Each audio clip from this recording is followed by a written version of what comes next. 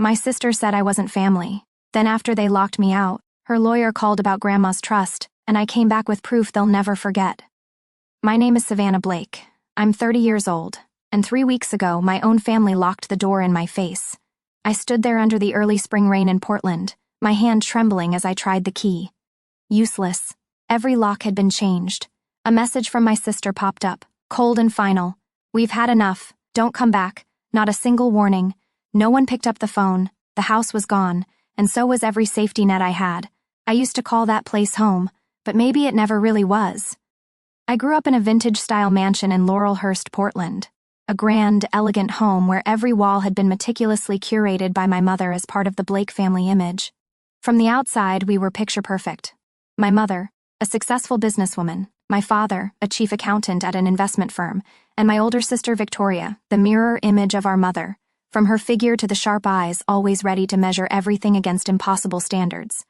Me, the second daughter, naturally curly hair, sun-kissed skin that stood out in the family. I was always the flaw in that picture. I learned how to walk softly, speak quietly, and leave no trace.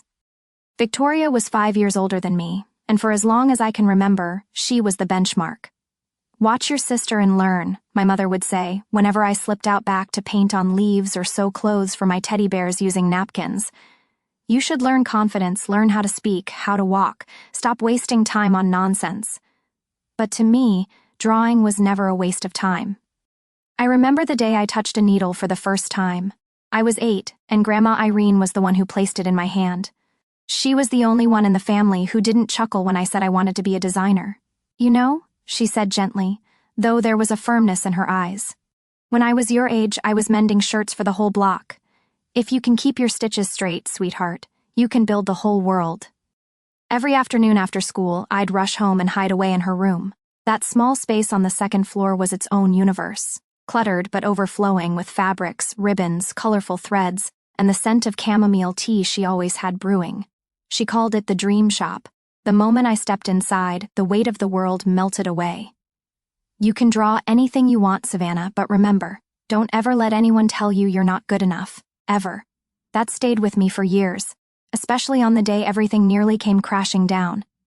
It was Victoria's 20th birthday, a grand garden party filled with fresh flowers, white cushioned chairs, classical music playing softly from outdoor speakers, and a dress that I, in a foolish burst of hope that maybe I'd be included, secretly altered just a bit to fit her better. She had complained it was too tight at the waist. I'd made a minor adjustment at the back, right along the designer's original seam. But when Victoria stepped onto the platform to cut her cake, the zipper at the back popped right in front of 60 guests.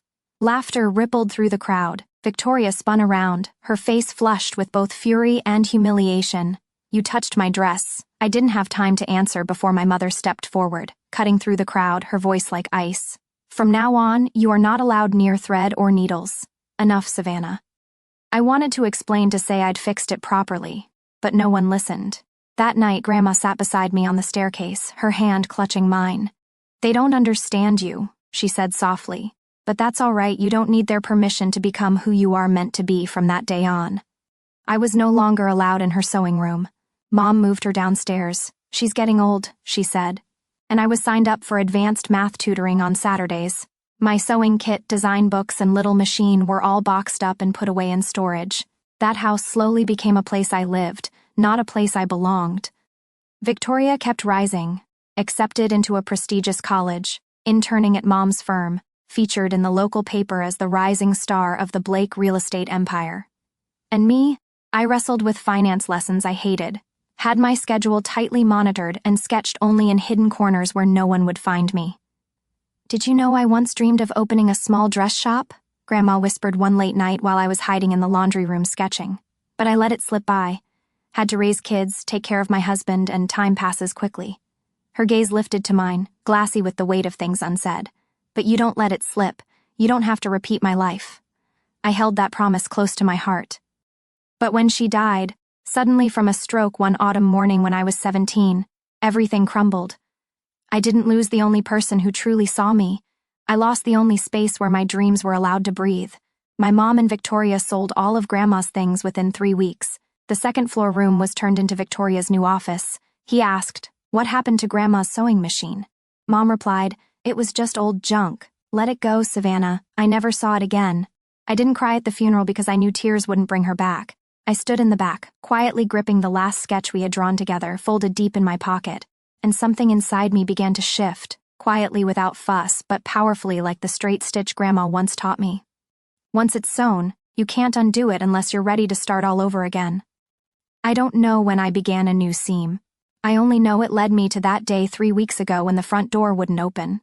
At the edge of everything falling apart, I realized she'd already sewn a way forward for me. My grandmother, Irene Blake, passed away on a quiet Tuesday morning in early winter, just as she lived, quietly without disturbing anyone. I remember that morning the kitchen was dead silent. My mom was on the phone speaking in a flat tone, and Victoria was rushing to finish her makeup for a meeting at the real estate office. I stood quietly in the doorway, watching the paramedics wheel out the stretcher covered in a white sheet. Grandma's room, the one I used to call the dream shop, was locked up that very afternoon. "I'll call someone to clear it out," my mother said, not even looking at me as she placed the key ring on the kitchen counter. "You don't need to go in there. There's nothing left worth keeping." I stayed quiet, gripping the handle of my bag. Inside was the last unfinished sketch Grandma and I had worked on, a collection inspired by the backyard garden, where she once told me, "Fashion isn't just something you wear, Savannah. It's how you tell your story, without words." I thought I'd have time to finish it, but she left, taking every unfinished piece with her.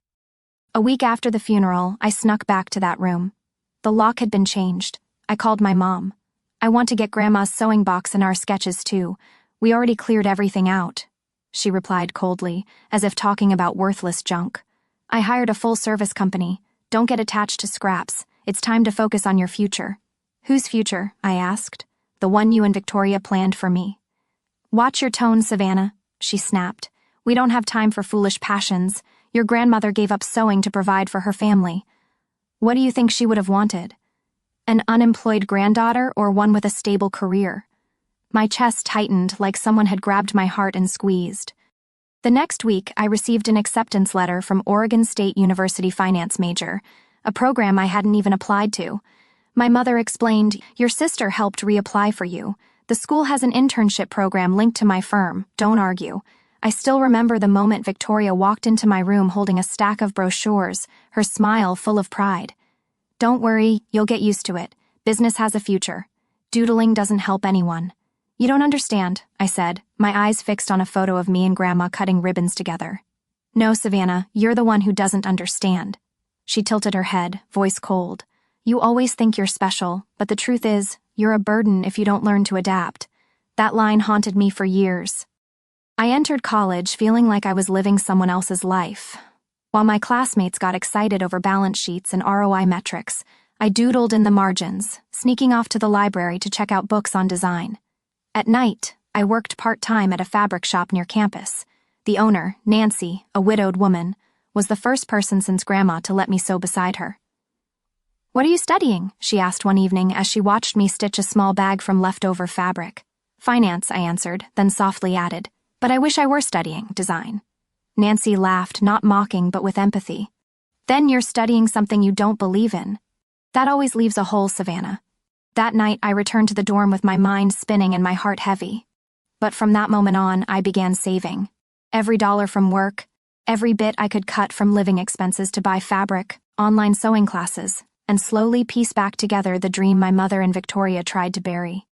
Still, no matter what I did, I couldn't forget the walnut wood sewing box with Grandma's name carved into it, the old foot pedal machine, or the sketch with her trembling chalk lines thrown out like trash by my mother. I don't know when the resentment began. I only knew that after Grandma's death, I no longer felt like I belonged in that family. I was the outsider, the mismatched button, the stray thread pulled out of the pattern my mother and sister had stitched tightly long ago. But deep inside, I still carried a worn piece of old fabric, frayed at the edges, but not torn. Grandma once told me, as long as there's a scrap left, you can always make something beautiful. After 6 years grinding it out in Seattle, juggling sparse fashion gigs and a part-time design job at a startup, I thought I'd finally broken free of my family's shadow.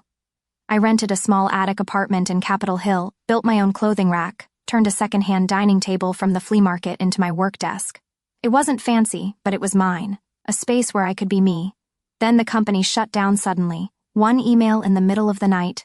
We regret to inform you that we are ceasing operations due to loss of funding. A few weeks later, my savings dried up. Freelance contracts stalled. Clients became risk-averse. I tried to manage, sold some sketches on Etsy, but it wasn't enough to cover nearly $2,000 a month in rent.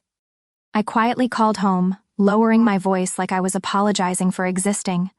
I wouldn't ask if I had another option, but I really need a stable place to start over. A few months, can I come home? On the other end was a long, uneasy pause. Then my mom spoke, not harshly, not gently, that guilt-tinged tone that makes you feel small. You're 30 now, Savannah. Coming home isn't exactly simple. I bit my lip. I know. I'm not asking to stay forever. I need a stable base to send out applications. I'll work, help out however I can. This time, Victoria's voice cut in from a speaker in the background. Tell her this isn't a hotel. If she comes back, there have to be rules. Eventually, my mother agreed. But I could feel it clearly. I wasn't welcome. I was permitted. The day I dragged my suitcase back to that house, it was drizzling in Portland. The front yard was still perfectly trimmed. My mother's rose bushes blooming evenly along the porch like I'd never been gone. But the moment I stepped through that wooden door, I knew I was returning to an old role. The spare daughter, the failed heir.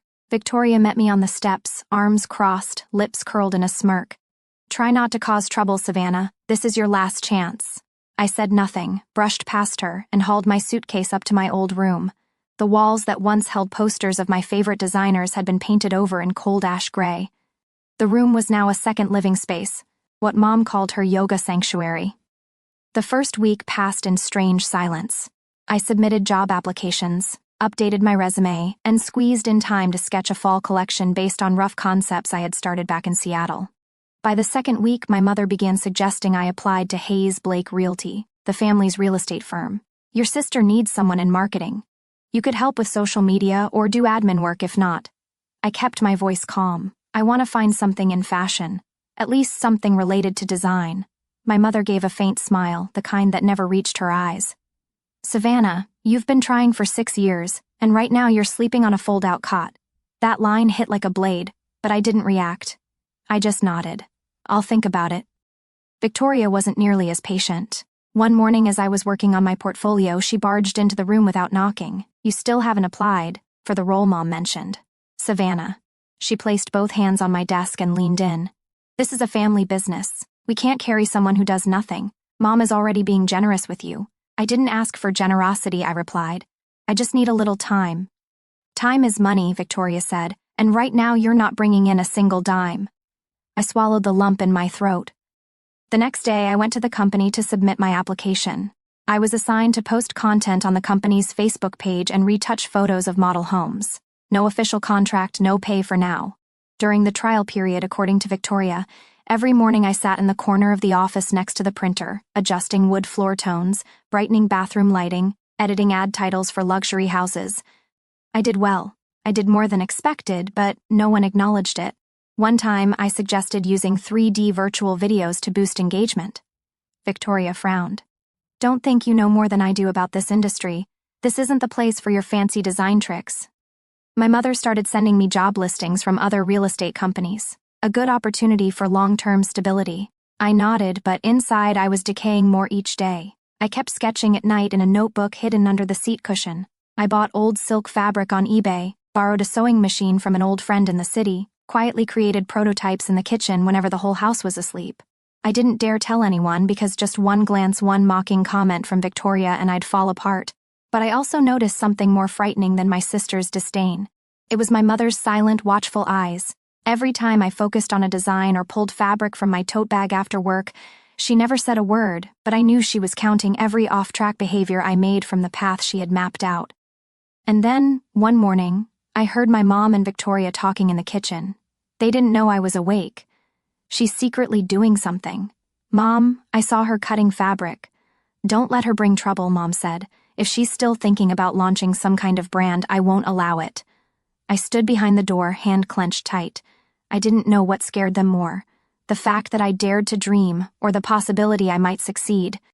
That night, the air in our kitchen was thick like butter that hadn't melted on a cold pan.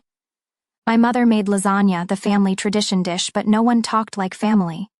Victoria sat across from me, slicing through the melted cheese as she rambled about a new deal. "Mom, I told you that house shouldn't be discounted. The client will come back. Don't let Savannah mess with any more silly marketing ideas." I stayed quiet. I was used to being mentioned like I wasn't there. "Have you thought about doing your own thing?" Mom asked suddenly, putting her knife down and looking at me with an expression I couldn't tell was concern or control. "Yes," I replied, hesitating slightly. "I'm trying to build a personal brand, a sustainable fashion line. I named it Irene and Thread." The moment I finished that sentence, the air seemed sucked out of the room.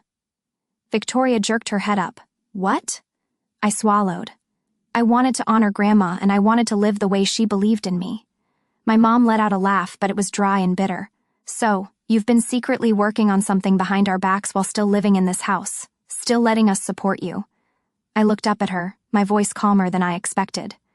"I didn't ask you for money. I've still been freelancing, still helping with the groceries, still working for the company. I didn't say anything because I knew you'd disapprove." Victoria slammed her spoon on the table. "It's not because Mom disapproves. It's because you know it'll never be enough. You're using Grandma's name to go against this family. Go against." I was stunned. "I just want to live as myself. You're the one who turned the company into a fortress where no one's allowed to disagree. You use her name." Mom interrupted, her voice low but sharp for something she gave up in her youth. "Fashion is a foolish dream. She chose family, Savannah, and you chose the opposite." I clenched my fists under the table. I didn't choose to go against the family. I chose to hold on to the only part of her I could still touch, then move out. "You want independence? Take it. No one's stopping you." I laughed bitterly. "You think I'm afraid? I've left this house once before, but I came back because I believed there was still something here worth keeping." "Then you were wrong," my mother said, her voice cold as ice, "and there won't be a third time." Without a word, I stacked the dishes and rinsed them one by one, my back turned to the room. That night when I returned to my room, my suitcase was sitting at the door. The blankets were folded neatly, placed beside a bag containing my sketches, the designs I had never shown anyone. I understood the message clearly. "You've been cut from the board." I drove around Portland all night through dim streets where yellow lights flickered like the fading gaze of relatives. I stopped in front of Irvington Park, the place where I used to sketch passers-by. My phone stayed silent. No one called, not a single message. I broke down crying because for the first time I could see it. I had never truly belonged in that family. I was just a placeholder piece used to complete the picture. The next morning, I came back to the house to grab my phone charger and a few personal items, but all the locks had been changed. I tried all three, the front, the back, and the side door. None of them matched the keys I had used for 30 years. The air felt sharp, the silence louder than any scream. I couldn't move, I couldn't feel. Then the side gate opened. Mrs. Hartley, the neighbor who lived one house over, stepped out holding a cream-colored envelope. She was over 70, her white hair tied back, her face lined but her eyes sharp. "Savannah," she called in a raspy voice, "I've been keeping this for a while. Irene gave it to me, told me to pass it along. If you were ever no longer welcome in your own home." I stood there in shock. She handed me the envelope without another word. On the outside were 2 slanted lines of handwriting. "Savannah Blake, only open if you've been turned away." My hands trembled as I accepted it. "Mrs. Hartley gently squeezed my hand and turned back inside, leaving me alone in the rain-soaked courtyard. I didn't open the envelope right away. I wanted to hold on to the feeling that someone had planned for this pain, that someone knew I'd be rejected and still chose to love me. I pressed the envelope to my chest, stepped back a few feet, looked at the house that had once meant everything. Then I turned away, walking toward my car in the sharp, bitter understanding that sometimes you have to be pushed out to finally realize you're standing at the edge of something that truly matters. It took me nearly 30 minutes to sit still in the car, my hands still clutching the envelope Mrs. Hartley had given me. My name was written on it in slanted, shaky handwriting. I recognized instantly.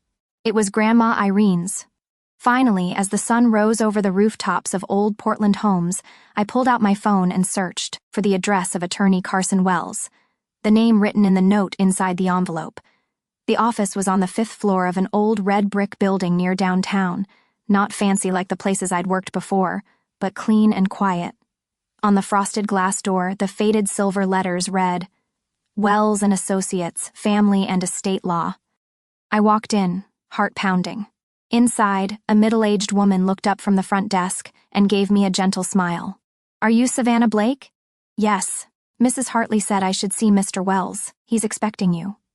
The oak door opened, and I stepped into a sunlit room. Its walls lined with bookshelves on 3 sides and a glossy cherry wood desk at the center. A tall man with silver hair wearing a dress shirt and a black sweater stood waiting, a file folder in hand. "Good morning, Miss Blake," he said, his voice low and clear. "I'm Carson Wells. Please have a seat. I've been expecting you for some time." I sat down in a brown leather chair, still holding the envelope tightly. I'm not sure what this is," I began. "My grandmother left this for me, but I thought she didn't have anything left." Wells nodded slowly, then opened a file in front of him. "Aish Savannah, what your family doesn't know is this. Mrs. Irene Blake established a trust fund called the Irene Legacy Fund, activated under very specific conditions. One of those conditions is if you were ever denied residency in the Blake house." I froze. She knew this might happen, not for certain, but she understood her daughter-in-law and older granddaughter well. She planned ahead. He pulled out a set of documents and slid them toward me. "I know this is a lot, but I want you to understand everything Mrs. Irene put in place for you." I opened the file. On the first page, the title read Savannah Blake Beneficiary Portfolio. Carson pointed to each section. "First, she bought out Mr. Charles Blake's your father's share in the Laurel Street house 8 years ago. The transaction was executed through a proxy company to avoid detection. As a result, Mrs. Irene held 51% ownership of the house. So they couldn't kick me out? Not legally, unless they reached an agreement with the CO owner. And Mrs. Irene specified that you always retain legal residency rights there, unless you are married or have another permanent residence." I leaned forward, disbelief flickering in every breath I took. "Second," he said, flipping to the next page. "Mrs. Irene purchased a small studio in the Alberta Arts District. The property is held under the trust and is designated solely for your use, accessible at any time." A photo of the apartment appeared. A pinewood facade, wide glass doors, a skylight. I recognized it. I used to walk past that place when I lived in Portland, always admiring it as a dream studio. I had no idea she had her eye on it. "My grandmother bought that for me. Precisely. She believed you needed a creative space free from family interference." Carson paused for a moment, his tone softening. "And third, perhaps most important, is a financial fund of $145,000 reserved specifically to support your pursuit of a career in fashion design. The only condition, the money is not to be distributed through your mother or sister." I inhaled sharply, unable to hide the emotion. I once worked 3 jobs just to afford thread. I lived on instant noodles for a week to print my sketches. Mr. Carson nodded, his eyes carrying a quiet sadness. "She knew. She followed your journey through trusted acquaintances. She couldn't step in directly, but she took action in her own way, quietly and with conviction." I covered my mouth with my hand. My chest felt tight, like something inside was being squeezed. Carson slid another envelope across the table. "I left you a personal letter. I believe now is the time you should read it." I opened the envelope with trembling hands. The slanted, familiar handwriting filled the page. "My dearest Savannah, if you are reading this, things may not be easy right now. I always hoped the faults in this family wouldn't fall on your shoulders. But if they did, I want you to know one thing. You are not alone. You have always been the smallest light and the strongest one in a house that only loved chandeliers and gold-plated business cards. You were the quiet thread, mending what they never saw torn. The studio is for you to breathe. The fund is so you never have to kneel just to live as yourself. And the house, that's something no one is allowed to take from you again. Use what I left not for revenge, but to move forward in freedom, just as you once promised me. You will design your own world, forever loving you, Grandma. Irene." I read it again and again, the tears falling uncontrollably. Through the darkest years of my life, she had been there, still thinking of me, still believing in me. And now, when I was on the verge of losing everything, she had already opened the door, not with words but with action. I looked up at Carson Wells, the loyal attorney of the most quietly powerful woman I'd ever known. "What do I need to do now?" "You don't need to do anything right away," he said. "But if you choose to rise, your grandmother already prepared everything you'll need." I thought I had steeled myself for every possibility. Disdain, exclusion, even disownment. But when Mr. Carson Wells opened another thick file and placed it gently on the desk, I realized the deepest pain is the betrayal you never saw coming. He pulled out the pages one by one. each one struck silently at the fragile trust still clinging inside me. "These are statements of all transactions related to the Irene Legacy Fund over the past 5 years," he said, voice steady as ever. "As you can see, a total of $79,438 has been withdrawn for unauthorized purposes." I glanced at the transaction notes. Front entrance remodeling $12,500, full floor heating installation $9,800, Mercedes GLC 300 upgrade registered to Victoria Blake $6,200, master suite renovation $18,000. The rest were minor expenses: patio tiling, imported Italian chandeliers, automatic irrigation systems. I gripped the edge of the desk, barely breathing. How could they withdraw money from the fund? Mr. Carson flipped over another sheet, this time a scanned copy of a power of attorney agreement. Mrs. Irene, as you know, didn't trust her daughter-in-law or older granddaughter, but when setting up the fund, she still listed them as co-managers, thinking it would be more convenient for procedural reasons. However, a few months after her passing, they submitted a document to my office. He paused, pushing a faded contract across the desk bearing your signature authorizing full fund control transfer to Victoria. I stared at the paper. My name was there, typed in clear block letters. But the signature? God, I stood up abruptly. "That's not my signature." "We know," Carson said calmly. "I suspected from the beginning, but without a formal investigation request, we couldn't take action until Mrs. Hartley gave you that envelope." I collapsed back into the chair, eyes burning. They forged my signature to seize fund control. Exactly.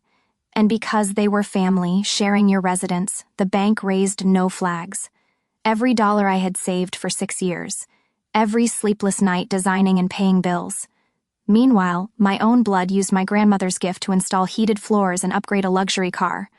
I laughed bitterly through the tears. I used to clean the backyard in winter with torn gloves because I thought I needed to show gratitude for being allowed home. Carson's voice softened. "You don't owe them anything, Savannah. They're the ones breaking the law and, more importantly, violating the trust your grandmother placed in them." I wiped my face with the back of my hand. "What about the house title? The title was updated by Mrs. Irene after she bought your father Charles's share. But after her passing, Victoria submitted a request to transfer ownership to your mother, claiming there was no clear will left behind. But she left a trust." I objected. "Exactly, and we have the notarized copy." However, Victoria submitted another version, one that shows signs of being altered. My breathing quickened. "They didn't just take the money, they're trying to erase every trace of her." Parson nodded slightly. "And erase you?" I didn't know how long I had been sitting there. I only remember that when I finally looked up, the late afternoon sun was casting a golden glow across the bookshelf behind him. I saw the light fall on the file labeled Irene Legacy Fund, and I thought of her sitting by her sewing table, hands unsteady, but her eyes always firm. I opened the letter she'd written again, my hands trembling slightly. I reread that one line over and over as if it were the only light in a storm. Carson spoke gently. "I know this is a lot. But now, if you're ready, we can take action. My grandmother placed her trust in me, and now I won't let that be tossed aside like a forgotten sketch in a drawer." Carson smiled softly. "For the first time during our meeting, then we begin with the first step, restoring the truth." The meeting was set for Thursday at 10 a.m. at Mr. Carson Wells's office. I arrived 30 minutes early, my chest heavy as stone, but my steps oddly steady. I wore a white button-down shirt, buttoned all the way to the top, and tied my hair back the way Irene used to do whenever she attended school board meetings. Mr. Carson and his associate Miriam, a gray-haired attorney with a voice sharp as steel, were already prepared. A financial advisor was also present, seated at the head of the table with a stack of documents filled with figures and indexes. Right at 10 a.m., the door opened.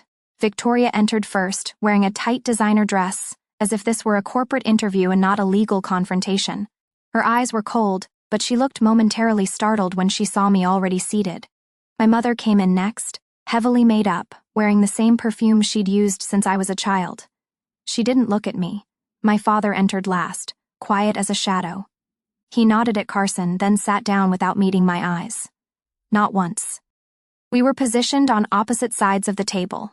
They claimed one side, I took the other, flanked by the attorneys. No one spoke for the first 10 seconds. And then Carson began. Thank you all for coming. As stated, today's meeting is to address serious violations involving the Irene Legacy Fund and the lawful beneficiary rights of Miss Savannah Blake. Victoria scoffed. This so-called serious violation you mentioned, I think it requires proof before making accusations. Carson's expression didn't change. He nodded at Miriam, who immediately opened a file folder and handed out copies of documents to everyone across the table. It's all in here, Miriam said plainly. Bank statements, transfer receipts, service orders, misusing trust funds, and a forged signature on the fund control authorization. Victoria glanced over the paperwork, but I saw clearly how tightly her hand gripped the armrest. I didn't know anything about that signature, my mother said. Maybe it was a clerical error at the bank. I pulled out my phone and connected it to the Bluetooth speaker I had prepared. Then what about this call? I looked straight at my mother and hit play. My voice came through the speaker. I don't understand why you use that money to install floor heating, Mom. That was money Grandma left for me. And then my mother's voice clear and firm. Your grandmother left money, but I'm the one who keeps it, and this house belongs to us. You're just borrowing a bit of gratitude, Savannah. Victoria slammed her hand on the table. She recorded us. That's a violation of privacy. Carson responded instantly, voice steady. Oregon is a one-party consent state. That's admissible in court. I didn't look at them. I kept my eyes on the light streaming through the window where I imagined Irene sitting, her hand holding mine under the table. Mayim continued more slowly this time. We have sufficient documentation to prove misappropriation of funds, forgery, violation of trust fund terms, and obstruction of the legal beneficiary's rights. Savannah Blake. My mother leaned forward. We just wanted to renovate the house, and Victoria needed the car to meet with clients. We didn't take the money for personal gain. Then using my name to withdraw nearly $80,000 was what? Because she needed to attend meetings in a luxury car while I took the bus for 12 years. My father still said nothing, but I saw him tilt his head, as if trying to hide something from his daughter's gaze. Carson sat up straighter. Miss Savannah is not pursuing legal charges, though we do have grounds. However, she is presenting a settlement proposal under the following terms. I slid the proposal across the table, my hand steady. I don't want the house back, I said, looking each of them in the eye. I want full unconditional transfer of usage rights to the studio in the Alberta Arts District. Victoria opened her mouth, but I raised my hand. I also want the remaining balance of the fund returned to my name, managed by an independent overseer with no involvement from anyone in this family, Carson added. And the final condition, from this point forward, no member of the Blake family may oversee Miss Savannah's finances, no powers of attorney, no access. She is fully independent, and we will sever all financial ties. Everyone lives their own life. No contact, no control, no performative sympathy. Victoria looked at me as if she no longer recognized who I was. My mother stared down at her hands. Only my father, for the first time, turned to me and looked me directly in the eyes. You really have changed, he said quietly. No blame, no affection, just a belated recognition. I clenched my hands in my lap and said nothing. I no longer needed their acknowledgement. I only needed to walk away from their lives, still holding on to the part of me they could never take. The studio was nestled on a tree-lined street in the Alberta Arts District, its dark wood facade and wide glass windows facing a cobblestone sidewalk. The first time I stepped inside, I saw the high ceiling with exposed beams, polished concrete floors, and a small, simple kitchen tucked in the corner. Afternoon sunlight spilled through the blinds, catching on the tiny cracks in the wall that I didn't find ugly at all. I set my bag down and took a deep breath. This wasn't a lavish place, but it was mine. A space fully, quietly mine. Without Victoria, without my mother, without sighs each time I picked up a needle. It took me 2 days to unpack all the boxes, fabrics, sketches, colored threads, my sewing machine, and the wooden table Nancy, the fabric shop owner in Seattle, had gifted me as a parting present. On a small wooden shelf beside the window, I placed a framed photo of Irene. In the photo, she was young, wearing a square-neck floral dress, her hair pinned up, smiling amidst rolls of fabric. Next to it, I placed the linen-bound notebook where she and I had drawn our very first design. I named the studio Irene and Thread. The word thread wasn't just a piece of string. It was the link between me and my grandmother, between me and the deepest part of myself. In the first week, I worked non-stop. Each day began with a cup of chamomile tea, Grandma's old habit. Then came 8 to 10 hours of cutting fabric, testing patterns, refining details, noting every button, every stitch. I created an Instagram page for the brand, photographed each piece in natural light, edited manually, and wrote short captions telling stories about Grandma Irene, the tiny kitchen where I first learned to sew, and the day she praised my first sketch because I dared to draw a curve that didn't follow the rules. The first dress, a white linen piece with a square neckline and gently puffed sleeves, reworked from one of her original designs, was unexpectedly reshared by a local fashion designer. "You don't have to rebel to be unique," she wrote. "Sometimes it's enough to stay true to a story you believe is real." 3 days later, orders flooded in. I couldn't keep up, so I had to switch to weekly pre-orders. One Saturday afternoon, I received an email from a columnist who wrote the interesting Portlander section for Willamette Week. She wrote, "I heard your story from a customer, how you rebuilt your life from the fragments your grandmother left behind. I'd love to learn more. If you're open to it, could I visit your studio on Tuesday?" I took an evening to think it over, then said yes. On the day of the interview, the reporter, a woman in her early 40s with short hair and round glasses, arrived on time with a recorder and a notebook in hand. "What made you choose not to fight for the house?" she asked. I smiled. "Because I realized sometimes it's not worth holding on to a place where you're no longer welcome. I chose to build a space where I don't need permission to exist." The article was published 3 days later. The headline read, "The Forgotten Heir and the Brand Reborn from a Grandmother's Needle." It spread quickly. Fern and Fig Boutique on Main Street called me. "We're very interested in your line. Could you send over a few pieces for display?" Gratitude rose in my throat. That evening I got an email, Vendor Charles, subject line empty. The message read, "I'm sorry, no explanation, no sign he understood the place he had or hadn't occupied in my life." I stared at the screen. For more than 10 years I had lived under the shadow of a father who said nothing, did nothing, protected no one. I didn't reply because I didn't need a late apology to move forward. I turned back to the sewing machine, adjusted the loosened needle, and continued stitching the final seam on the dress I would ship out the next day. Outside, a soft rain fell. Inside the little studio, the sound of the needle pushing through fabric echoed steady and strong, like the rhythm of my heart after a long stretch of breaking and mending. My first runway show didn't happen under the bright lights of New York Fashion Week or beneath the glass ceilings of a grand museum. It happened in a repurposed warehouse in Portland's East Side Industrial District. High ceilings, exposed brick walls, and rows of wooden chairs lined neatly over cold concrete floors. No celebrities, no TV cameras, but there were warm yellow string lights around the windows. There was a faint scent of ginger tea in the air, and there was a small table in the front row where I placed a framed photo of Grandma Irene, who couldn't be there in person, but somehow felt more present than anyone else in the room. When the host announced Irene and Thread the debut collection by Savannah Blake, the room went still for a moment behind the curtain. My palms trembled and my chest tightened with every beat, each one louder than the last. The collection featured 12 pieces, each dress, coat, and shirt inspired by sketches I had once drawn with her. There was a raw cotton dress with straight stitches, like the one she used to mend my sleeves when I was 8. A gray linen coat with clean, sturdy lines, reminiscent of the thin blanket she used to wrap herself in at the sewing machine in winter. And a square-necked blue dress rebuilt from the one she wore in the old photo. When the first model stepped onto the runway and the lights hit the fabric, I heard a soft gasp from the front row. Someone whispered, "Wow," not because it was trendy, but because it touched something deeply true. As the final model exited the stage, they called me up. I walked through the applause, my heart still pounding unevenly, but my legs did not shake. For the first time in my life, I stood before a crowd, not as Victoria's little sister, or the one who never followed the plan.